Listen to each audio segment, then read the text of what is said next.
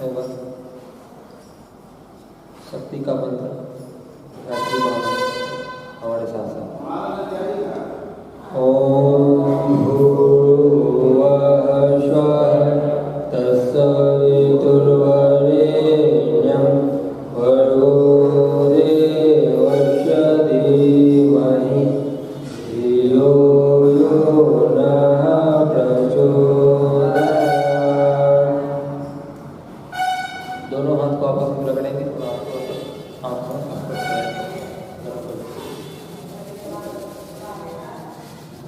प्रातःकालीन सभा में उपस्थित नहीं भाइयों को प्रणाम।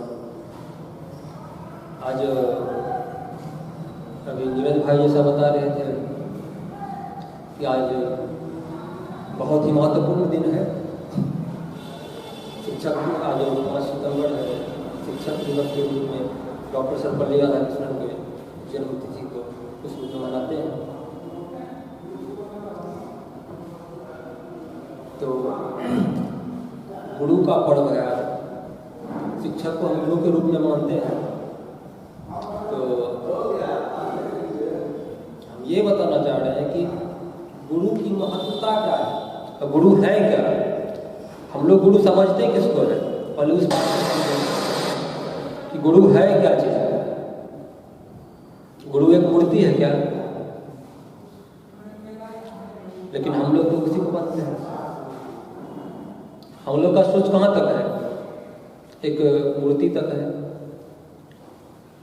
गुरु एक मूर्ति नहीं है, गुरु एक शक्ति है, एनर्जी है, ऊर्जा है।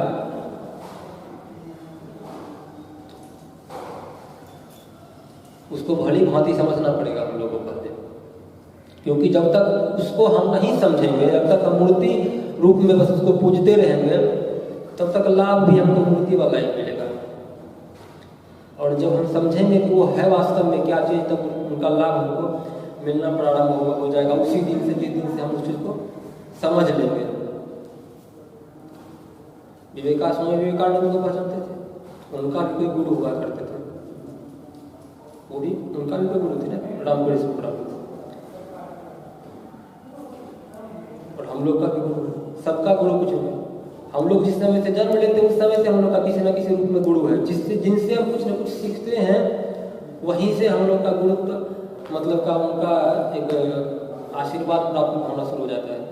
हमारे माँ पिता जिससे जिनके उद्र से हम जिन माँ के उद्र से हम लोग पैदा लिए हैं, वो भी किसी न किसी रूप में बचपन में हम लोग के गुरु थी।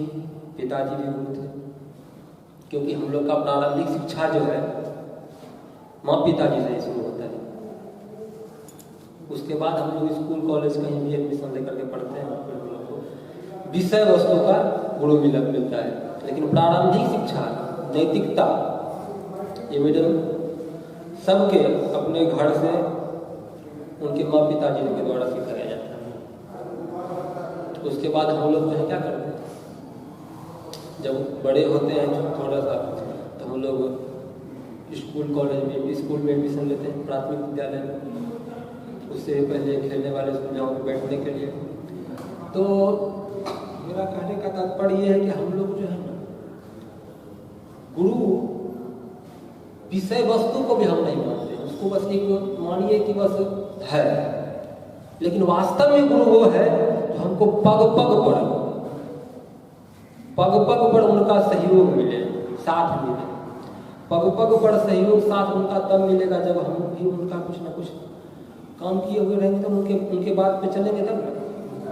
ऐसे उनका किसी का आशीर्वाद मिलता है। पहले पिछले रविवार को हम बताए थे कि प्रीपेड आ गया है, बिना किए हुए हम चाहेंगे उनसे अनुदान और वरदान तो हमको मिलने वाला नहीं है। पहले हमको करना पड़ेगा, फिर उनके बताए गए रास्ते फिर हमको चलना पड़ेगा, तब उनका लाभ हमको मिलना प्रारंभ हो जाएगा। तो गुरु मतलब ये है कि समझिए जैसे कि हम लोग का गुरु है, तो गुरु हम लोग का पग पर मतलब कि चलेंगे साथ, तब जब उनके रास्ते पे चलेंगे, हम ये बोले तो उनसे हम उनके बताए हुए रास्ते पर कैसे चलेंगे, ये सोचेंगे पहले हम कि उनके बताए हुए रास्ते पर कैसे चलेंगे। उनका बताया हुआ रास्ता है क्या कि आप अच्छे विचार को फैलाइए। हम लोग के गुरु का क्या करते हैं, अच्छे विचार को फैलाइए। हम लोग जितने भी इस धरती पर जितने भी इंसान हैं, जितने भी आदमी, जितने मनुष्य हैं, सब उनका बच्चा है। तो आपस में जब तक हम लोग प्रेम करें, आपस में लड़े नहीं, एक दूसरे को समझें, एक दूसरे की कठिनाई को समझें, इस चीज़ को जिस दिन से हम लोग आपस में समझने लगेंगे, निस्वार्थ जिंदगी जिएंगे। निस्वार्थता ये हुई जहाँ पर स्वार्थ मात्र हो, स्वार्थ तुच्छ मात्र हो, उसी को निस्वार्थता कहते हैं। उस चीज़ को जिस दिन आत्मसात कर हम लोग चलेंगे, मतलब हम दूसरे के कष्ट को समझेंगे तो गुरु हमारे कष्ट को समझेंगे। और गुरु से बात करने का तरीका पिछले रविवार को बताया था, मेडिटेशन, ध्यान उनका एक माध्यम है जो कि गुरु को हम अपनी कठिनाई को बता सकते हैं।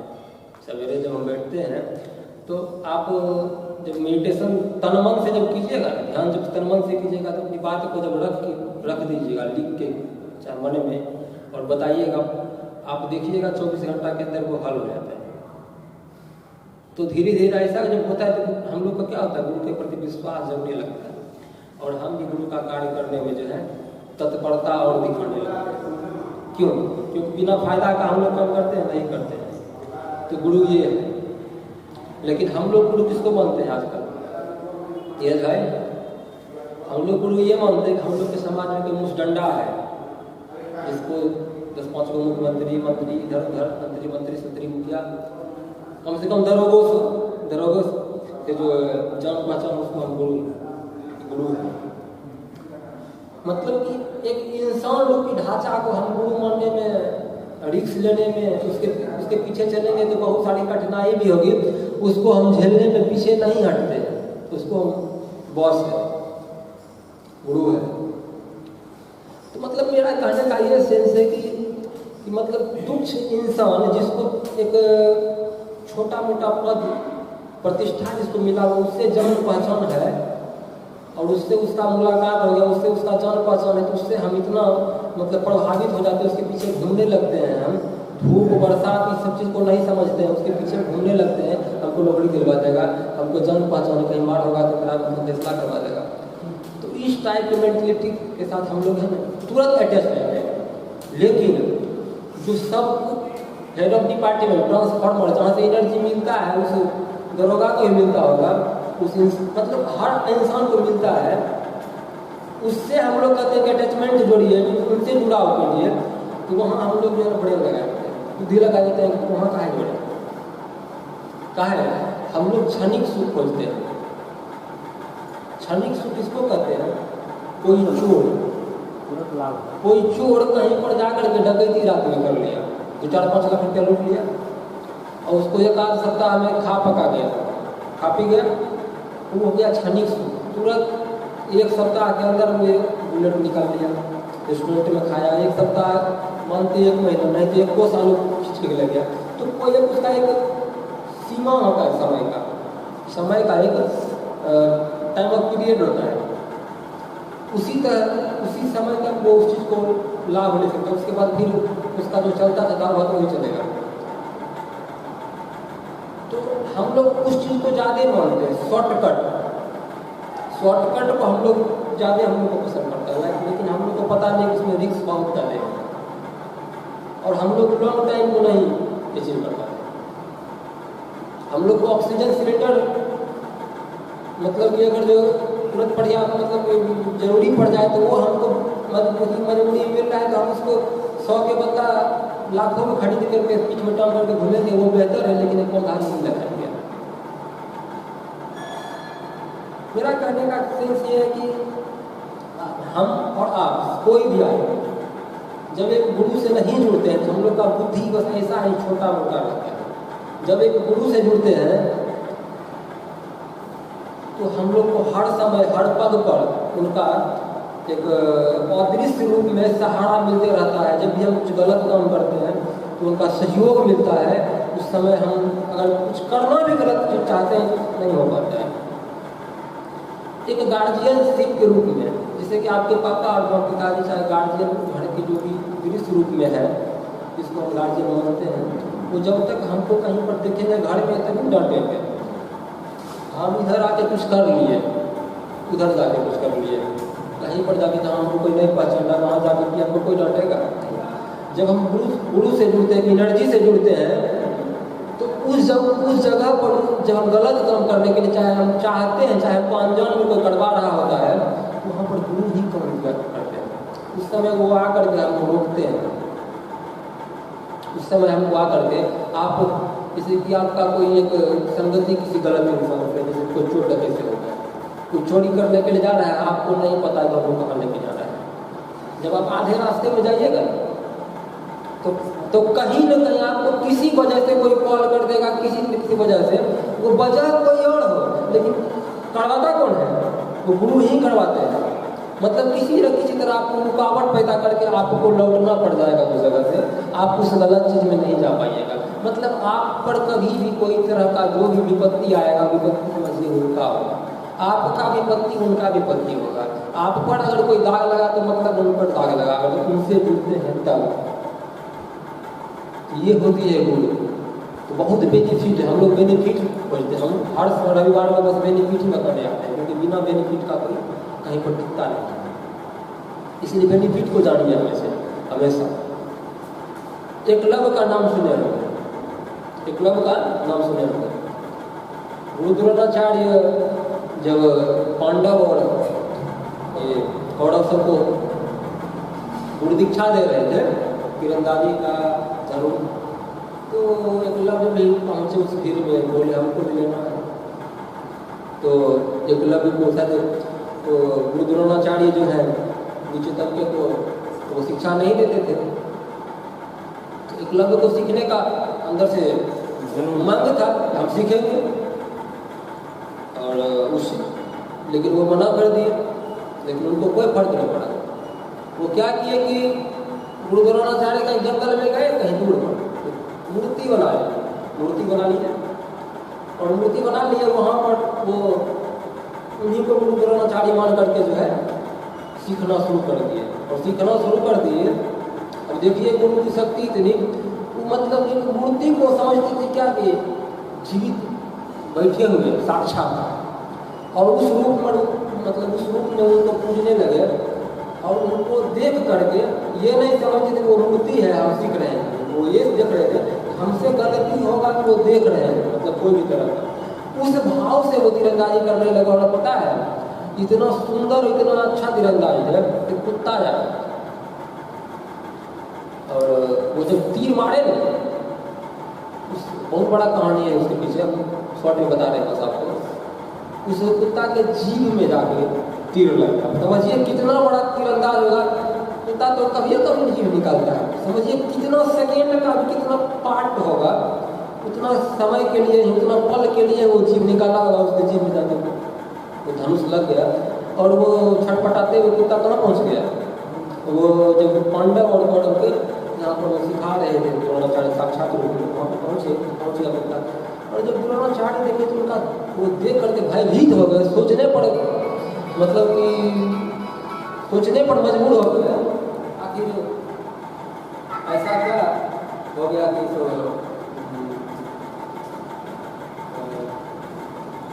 मतलब कि ऐसा धनुर्धर, मतलब हम सिखा रहे हैं कि शिष्य मेरा ऐसा कोई नहीं है, ऐसा इस मतलब पृथ्वी पर ऐसा कौन सा धनुर्धर दूसरा आ गया जो कि मतलब कि इतना निशाना तेज है। जब पता लगाया गया तो पता चला कि यहाँ पर कोई एकलव्य नाम का जो है कोई एकलव्य नाम का कोई एक है इंसान, एक है कोई जीव जंतु कोई जानकार आदमी। वहाँ पहुँचे तो देखे एकलव्य को तीर से अभ्यास कर रहे थे। तो पूछे कि मेरे क्यों आ रहे हैं, पता है कि हम देखा क्यों निकाल कर देखा कहाँ मेरा ही है। समझ गया कि जो है बहुत बड़ा धनुर्धर बनेगा। तो सोच लिए क्या कि जो प्रतिमा बनाया है मेरा ही है। तो बनाने का सेंस मतलब हम आपको गुरु मान लिया, हमको नहीं सिखाई, इसलिए प्रतिमा बना लिए है, हम प्रतिमा को ही गुरु मानते हैं। तो आप अगर हमको गुरु माने तो गुरु दीक्षा तो बनता है। तो गुरु दीक्षा में उनका एकलव्य क्या हुआ, अंगूठा ही मांग लिया, अंगूठा ही गुरु दीक्षा में वो मांग लिया। क्या है कि उनको पता था कि मेरा जो शिष्य है उससे भी पारंगत हो जाएगा, उससे भी ये जबरदस्त धनुर्धर बन जाएगा। इसका अंगूठे का है मांग ले जो कि डाउन जाएगा, मांग लियो। उसके बावजूद भी बिना अंगूठा का भी उसका इतना निशाना तेज था, कुछ नहीं। मेरा कहने का सेंस है क्या कि गुरु एक प्रतिमा में भी उस गुरु को आप ढूंढ सकते हैं, और साक्षात भी रहेगा कि आपका मन अगर उनसे नहीं लगा हुआ है, उनका लाभ नहीं मिलने वाला है। गुरु एक ट्रांसफार्मर है, जिसे देखिए पंखा भी चलता है, एक बल्ब भी जलता है, माइक भी चलता है। इसीलिए एनर्जी एक ही है लेकिन काम अनेक तरह का है। तो मेरा कहने का सेंस गुरु एक ही है।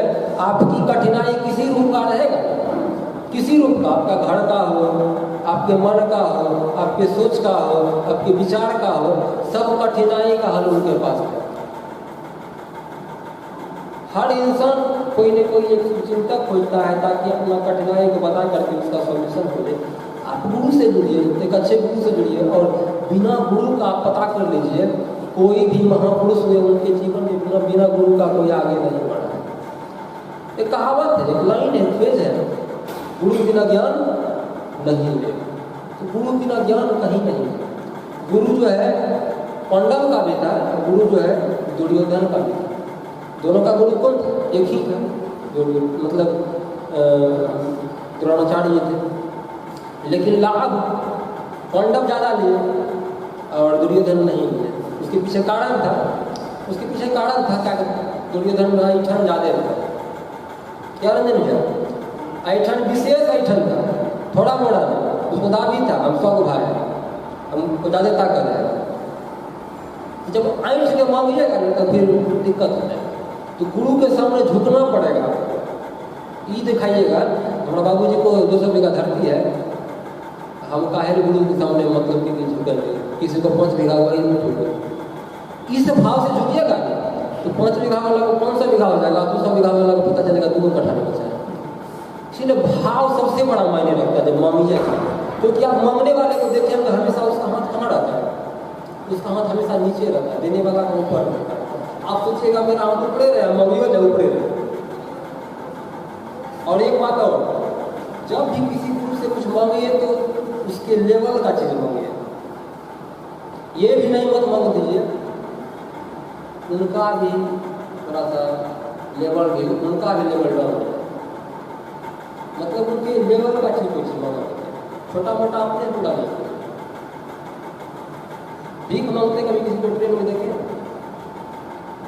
एक हम लोग का एक ऐसा एग्जाम्पल है जो कि आपको दिखेगा, जब ट्रेन में कहीं सफर कीजिएगा भीख मांगने वाला, हम लोग उसको भीख देते हैं जो असहाय होता है, सब देता है, 1,50,000 देता है भीख, क्या उसका 10 रुपये नहीं देता है, बहुत कम ही देता है। देना चाहिए कि नहीं देना चाहिए, उससे मेरा कहने का सेंस नहीं कि आप दीजिए कि नहीं दीजिए। मेरा कहने का सेंस ये है, जब कोई भीख मांगता है मतलब ये बता रहे हैं कि लेना किस दृष्टिकोण से।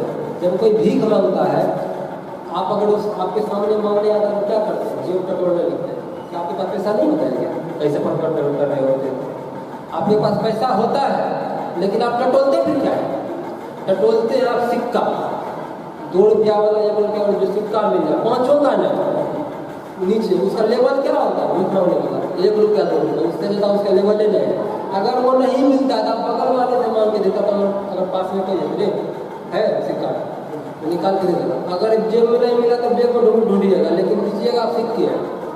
इसलिए गुरु से जब आप भीख मांगिएगा तो आपको गुरु भी उसी तरह का देगा। इसीलिए भीख उनसे मांगिए भी, मतलब भीख सॉरी, आप उनसे मांगिए भी उस तरह से मांगिए, उनका कर के मांगिए। कर के मांगने का मतलब उनका जो काम है जो वर्क आपको दिया गया आप इसको करके उसके बाद आप जब मांगिएगा उनका देने का भी जो लेवल होगा वो हाई होगा, वो सिक्का नहीं होगा, वो 100 का नोट होगा, वो 1000 का नोट होगा, वो लाख का नोट होगा, सिक्का नहीं होगा। इसीलिए कभी भी वैसे भी गायत्री परिवार का जो परिचय होते हैं स्वाभिमानी, जल्दी किसी से कुछ मांगते नहीं, जल्दी नहीं।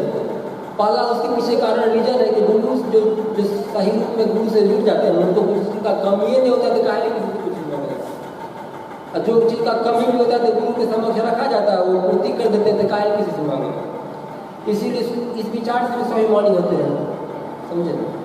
इसीलिए गुरु का तो आप जब उनका जब बहुत सारा विचार है जब पढ़िएगा तो स्पष्ट लिखे हुए हैं विचार, तो हमसे निवेदन मत करो, ना हमसे कुछ मांगो, ना ऐसे मांगो, मतलब ऐसे करके इसे नहीं किसी से मांगते हैं हमको दे दीजिए आपको हमसे, इसीलिए हमसे मांगो, मेरा तुम करो हम तुम्हारा हम तुमको देंगे, मतलब मेरा तुम करो तुम्हारा तो हम करेंगे। ऐसा तो चैलेंज देने वाले हमको नहीं लगता है कोई ऐसा गुरु हो, ये तो ओपन चैलेंज देते हैं कि तुम मेरा करो नहीं हमसे तुम पाओ, डू इट, करो और लो।